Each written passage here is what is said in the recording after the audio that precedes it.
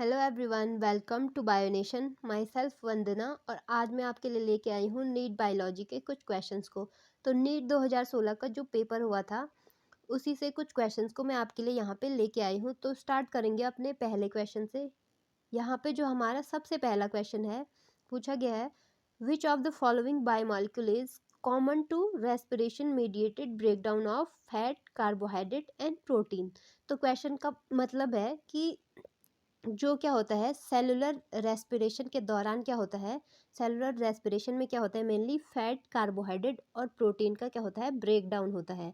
तो fat, carbohydrate और protein के ब्रेक डाउन के समय ऐसा कौन सा मॉलिक्यूल है या फिर ऐसा कौन सा बायोमॉलिक्यूल है जो तीनों के तीनों फैट, कार्बोहाइड्रेट और जो क्या है प्रोटीन है, इनके बनने के टाइम पे क्या होगा, इन तीनों में ही बनेगा, सॉरी क्या होगा, इन तीनों के तीनों जो फैट, कार्बोहाइड्रेट और प्रोटीन है, इनके ब्रेकडाउन के टाइम ऐसा कौन सा बायोमॉलिक्यूल है जो कॉमनली क्या होगा, इनमें फॉर्म्ड होगा या फिर बनेगा। तीनों के तीनों जब क्या होंगे, टूटेंगे, तो एक ऐसा बायोमॉलिक्यूल है जो तीनों के तीनों में बनेगा ही बनेगा। तो वो कौन सा बायोमॉलिक्यूल है, ये हमसे पूछा गया है। तो ऑप्शन 4 है यहाँ पे, एसिटिल कोएंजाइम दिया गया है। तो एसिटिल कोएंजाइम क्या होता है, जब फैट, कार्बोहाइड्रेट और प्रोटीन जब क्या होते हैं सेलुलर रेस्पिरेशन के दौरान क्या होते हैं, टूटते हैं, तो एसिटिल कोएंजाइम बनता है। और कब बनता है, जब जो प्रोसेस है वो क्रेब साइकिल में क्या होती है, क्रेब साइकिल स्टार्टिंग हो के टाइम पे, या फिर जब क्या होता है क्रेब साइकिल, यहाँ पे क्रेब साइकिल में ये एंटर करेंगे, तो उस टाइम पे एसिटिल कोएंजाइम बनता है फैट, कार्बोहाइड्रेट और प्रोटीन में सेलुलर रेस्पिरेशन के दौरान। अब बात करेंगे अपना अगले क्वेश्चन की। तो अगला जो हमारा क्वेश्चन है यहाँ पर पूछा गया है, a few drops of sap were collected by cutting across a plant stem by a suitable method. The sap was tested chemically. Which one of the following test results indicates that it is phloem sap? तो हमें यहाँ पे क्या बताना है, mainly पूछा क्या गया है यहाँ पे कि जब क्या करते हैं हम किसी सूटेबल मेथड के थ्रू क्या करते हैं, स्टम कटिंग करते हैं, किसी भी प्लांट का क्या करते हैं, स्टम कटिंग करेंगे, तो वहाँ पे हमें क्या मिलता है, सैप मिलता है। सैप किसे बोलते हैं हम, कुछ क्या होता है लिक्विड मटेरियल या फिर लिक्विडी सबस्टांस हमें यहाँ पे मिलेगा जब हम स्टम को कट करेंगे, तो उसी को हम बोलते हैं सैप। तो हमें यहाँ पे बताना है कि कौन सा ऐसा मेथड है जो हमें ये शो करेगा कि जो ये सैप है वो क्या है, एक फ्लोएम सैप है। तो फ्लोएम सैप के लिए हमें कौन सा या फिर कौन सा टेस्ट होगा जो बताएगा कि फ्लोएम सैप है, जो ये सैप है वो क्या है, एक फ्लोएम सैप है। तो जो हमारा राइट आंसर होगा वो क्या है, ऑप्शन 2, या फिर क्या जो एल्कलाइन होता है, जो क्या होता है फ्लोएम सैप होता है, उसका नेचर कैसा होता है, एल्कलाइन होता है। नेचर में कैसा होता है, एल्कलाइन या फिर बेस, या फिर क्या हो सकता है, क्षारीय होता है। तो यहाँ पे जो हमारा राइट आंसर है वो क्या है, ऑप्शन 2 एल्कलाइन होगा हमारा राइट आंसर, क्योंकि जो फ्लोएम सैप होता है वो क्या होता है, अपने नेचर या फिर प्रकृति में क्षारीय होता है। अब बात करेंगे नेक्स्ट क्वेश्चन की। तो नेक्स्ट जो हमारा क्वेश्चन है यहाँ पर क्या पूछा गया है, you are given a tissue with its potential for differentiation in an artificial structure.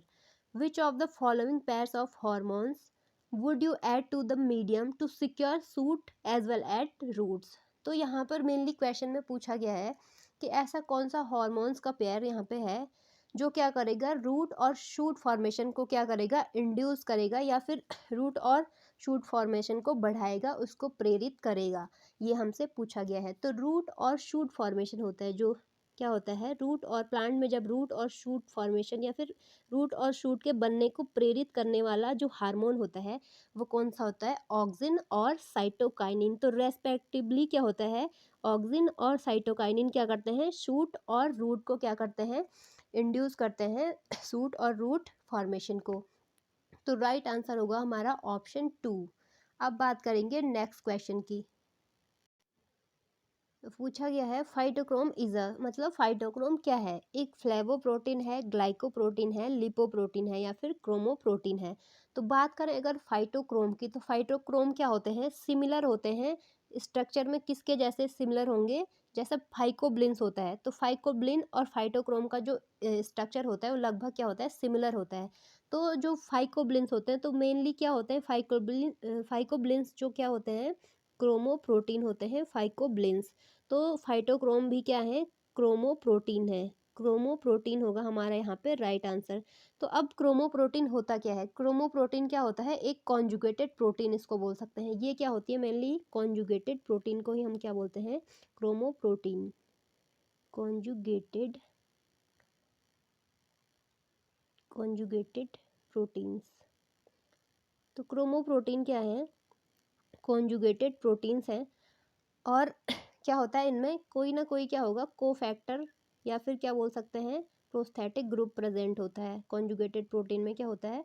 Cofactor या फिर क्या होता है? प्रोस्थेटिक ग्रुप प्रेजेंट होता है। अब बात करेंगे अपने नेक्स्ट क्वेश्चन की। तो नेक्स्ट जो हमारा क्वेश्चन है, यहाँ पर पूछा गया है which is essential for growth of root tip. तो रूट टिप यानी जो जड़ होती है, तो जड़ों के जो टिप्स होती हैं उनकी ग्रोथ के लिए यहाँ पे कौन सा एलिमेंट या फिर कौन सा तत्व रिस्पॉन्सिबल होता है, ये हमसे पूछा गया है। तो जो क्या है? कैल्शियम है यहाँ पे, कैल्शियम। तो कैल्शियम रिस्पॉन्सिबल होता है ग्रोथ ऑफ रूट टिप के लिए। तो ग्रोथ ऑफ रूट टिप किसके कारण होती है? कैल्शियम के कारण ही होती है। तो जो कैल्शियम है, तो ये कैल्शियम क्या होता है? इम्पॉर्टेंट होता है किसके लिए? Activity of meristematic cell. जो मेरिस्टेमेटिक सेल्स होती हैं वो क्या होती है? मेनली डिवाइडिंग सेल्स होती हैं या फिर क्या बोल सकते हैं? ग्रोथ के लिए रिस्पॉन्सिबल होती हैं। तो मेरिस्टेमेटिक सेल्स में जब क्या होगी? ग्रोथ होगी, तभी तो रूट टिप में भी क्या होगा? मतलब रूट टिप ग्रोथ करेगी। तो जो मेरिस्टेमेटिक सेल्स होती है वो मेनली क्या होती है? 3 टाइप की होती है, एपाइकल, लेटरल और इंटरकैलरी मेरिस्टम। तो ये क्या होती है? रिक्वायर्ड फॉर क्या बोल सकते हैं हम इसको? इसकी रिक्वायरमेंट होती है required for meristematic activity. Meristematic क्या बोलेंगे? Required for meristematic activity.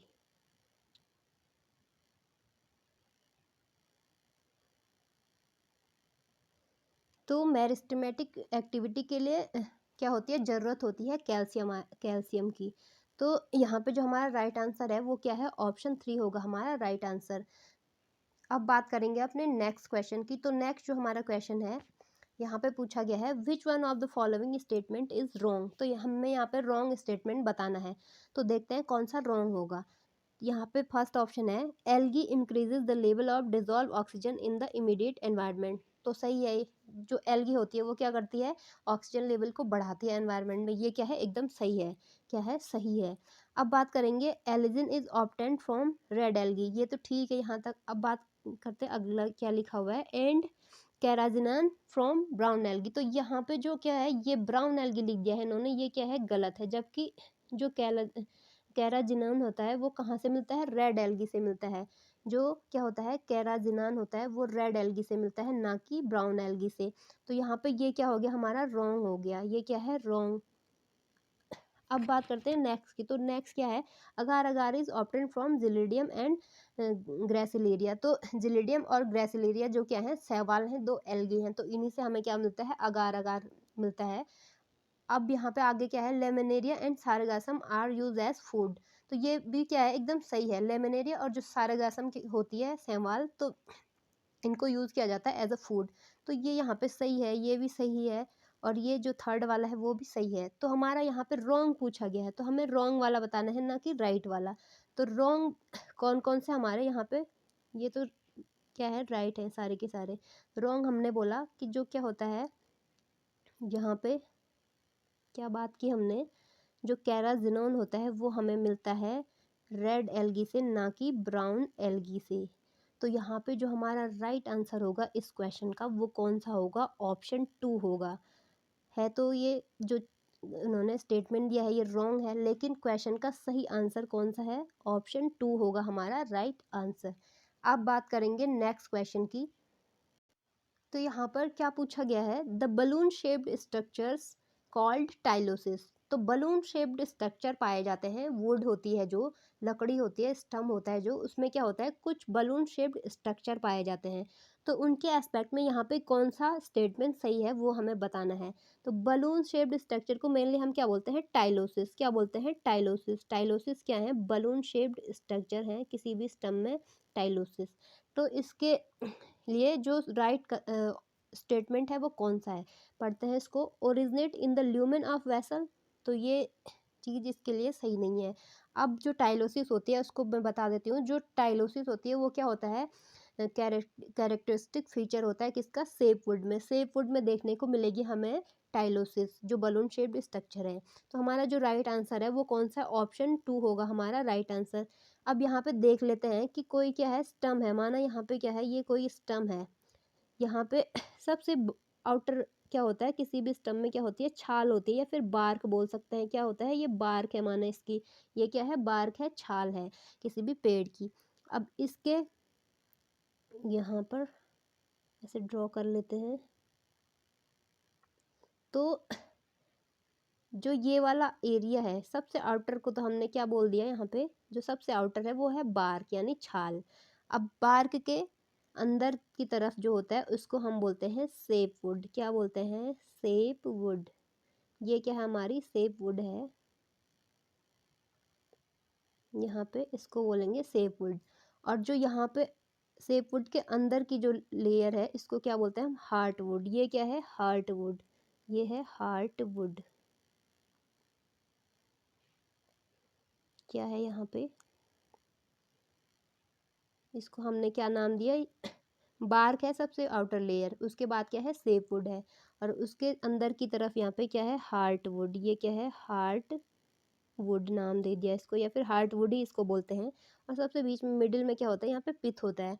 तो मेनली जो क्या होता है, सेपवुड होता है, वो कहाँ पे देखने को मिलता है, सेपवुड को बोल सकते हैं हम जो यंगेस्ट वुड होती है, या फिर जो न्यूली फॉर्म्ड क्या होती है, रिसेंटली फॉर्म्ड वुड होती है, उसको बोलते हैं हम सेपवुड।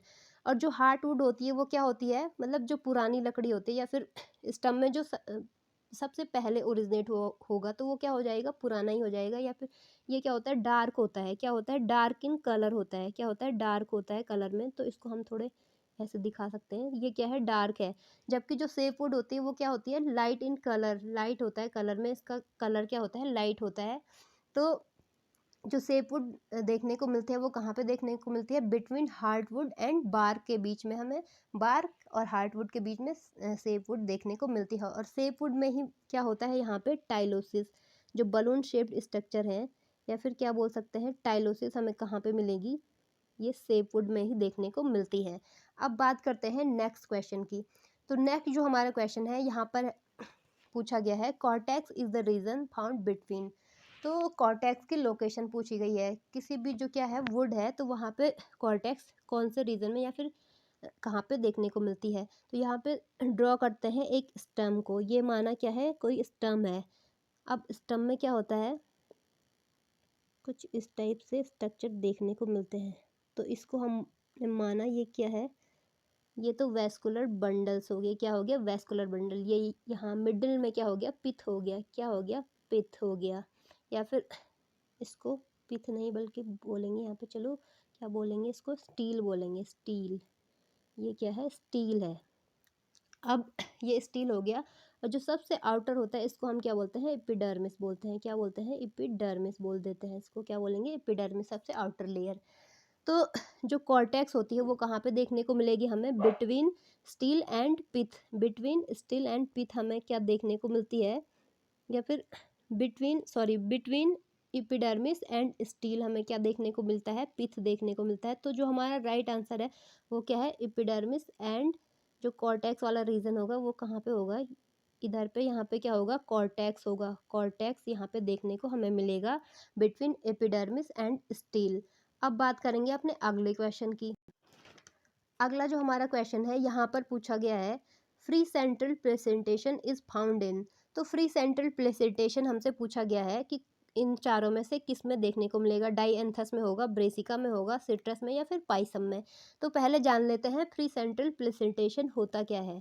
तो यहाँ पे क्या होता है, जो ओव्यूल्स होते हैं, ओव्यूल्स होते हैं वो क्या होते हैं, मेन एक्सिस पे या फिर सेंट्रल एक्सिस पे बॉर्न होते हैं। यहाँ पे कहाँ पे होंगे? मेन एक्सिस पे, इधर बीचों बीच में क्या होते हैं? यहाँ पे ओव्यूल्स होते हैं। ये क्या है? ओव्यूल है। क्या बोलेंगे इनको? इसको सही से ड्रॉ कर लेते हैं ज़रा। तो माना ये क्या है? यहाँ पे कोई भी क्या है? प्लांट है, तो उसमें अगर फ्री सेंट्रल प्रेसिपिटेशन देखने को मिल रहा है किसी भी डाइएंथस या ब्रेसिका सिट्रस या फिर किसी भी फ्रूट में, तो कैसे होगा? यहाँ पे क्या होगा? ओव्यूल क्या होंगे? एकदम सेंट्रल एक्सिस से लगे होंगे या फिर मेन एक्सिस से लगे होंगे। तो ये क्या है? ओव्यूल्स है। यहाँ पे डायग्राम सही से नहीं बन पा रहा है, तो यहाँ पे ये क्या है? ओव्यूल है। क्या है? ओव्यूल। ओव्यूल्स हैं, तो ओव्यूल्स क्या होंगे? सेंट्रल एक्सिस से लगे होते हैं। क्या होते हैं? सेंट्रल या फिर मेन एक्सिस से लगे होते हैं। तो फ्री सेंट्रल प्रेसिपिटेशन में मेनली होता क्या है? ओव्यूल्स बॉर्न होते हैं सेंट्रल एक्सिस पर। तो इसका जो एग्जांपल है वो क्या है? डाइएंथस है। क्या है? डाइएंथस, या फिर जो ऑप्शन फर्स्ट होगा वही होगा इस क्वेश्चन का right answer. Free central placentation is found in Dianthus. अब बात करेंगे अपने सबसे लास्ट क्वेश्चन की। तो लास्ट जो हमारा क्वेश्चन है, क्या पूछा गया है? Radial symmetry is found in the flower of Brassica, Trifolium, Pisum या फिर केसिया। तो यहाँ पे जो रेडियल सिमेट्री देखने को मिलती है वो देखने को मिलती है हमें ब्रेसिका का जो फ्लावर होता है उसमें क्या होती है? रेडियल सिमेट्री देखने को मिल जाती है हमें। अब बात करते हैं सिमेट्री होती क्या है मेनली। सिमेट्री का मतलब, सिमेट्री मेनली क्या बोल सकते हैं? सममिति, या फिर क्या बोल सकते हैं? हिंदी में बोलते हैं सिमेट्री को सममिति। सिमेट्री मेनली क्या होती है? दो टाइप से होती है।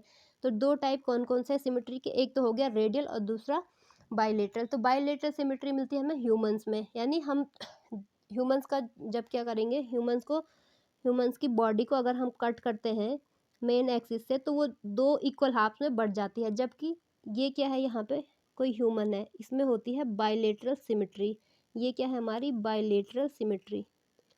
बाइलेटरल सिमेट्री, तो टू इक्वल हाफ्स में बढ़ गया शरीर। इसके अलावा इसमें फर्दर डिवाइडेशन नहीं होगा। अगर हम करना भी चाहें तो क्या होगा कि जो बॉडी के पार्ट होते हैं वो सेम सेम पार्ट में या फिर दो पार्ट्स में डिवाइड नहीं होगा।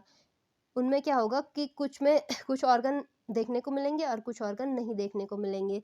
तो बाइलेटरल सिमेट्री का मतलब कि सिर्फ दो हाफ्स में अगर हम किसी ऑर्गेनिज्म को कट करते हैं तो वहाँ पे हमें सारे के सारे ऑर्गन देखने को मिल जाएंगे, दोनों ही इक्वल हाफ्स में, और सिर्फ डिवाइडेड होगा, दो पार्ट में डिवाइड होगा अच्छे से। इसके बाद फर्दर डिवाइडेशन नहीं हो पाएगा। अब जो रेडियल सिमेट्री होती है, रेडियल सिमेट्री में क्या होता है? जो रेडियल सिमेट्री होती है, रेडियल सिमेट्री, तो रेडियल सिमेट्री में क्या होता है? माना यहाँ पे कोई ब्रेसिका का ही फ्लावर ले लेते हैं, तो ये फ्लावर है ब्रेसिका का।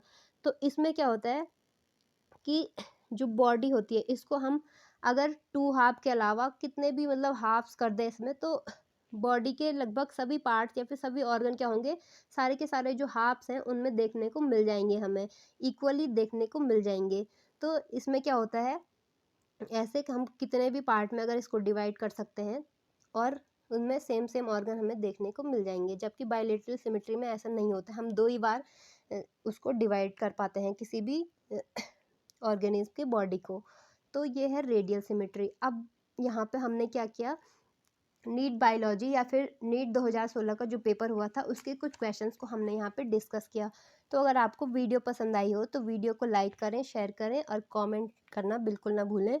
साथ ही साथ हमारे चैनल को सब्सक्राइब जरूर करना।